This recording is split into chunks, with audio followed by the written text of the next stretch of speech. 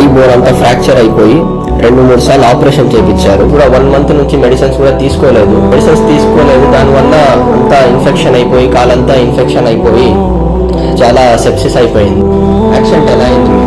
ఇట్లా వ్యాపారం పోతుంటే మడికిసర రోడ్డుకి స్కిడ్ అయ్యి కొంచెం దూరం పోయి రాయికి తగిలి చోరించి బ్లడ్ వచ్చింది తలకి. అస్సలాము అలైకుం వరహ్మతుల్లాహి వబరకాతుహు.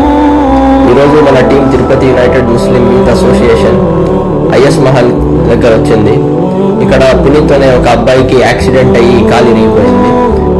బ్లడ్ బ్లాక్ అయిపోయింది మెదడులోని తలలో బ్లడ్ బ్లాక్ అయిపోయింది. కాలు తీసేయాలని దానికి దూరం వచ్చినాము.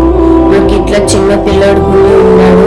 అయినా నుంచి చదువు మానేసి పనికి వెళ్ళిపోతున్నాడు. చాలా ఇబ్బందిగా ఉంది. టాబ్లెట్లకి దానికి అలా ఆపరేషన్స్ కూడా అన్సక్సెస్ఫుల్ అయిపోయినాయి.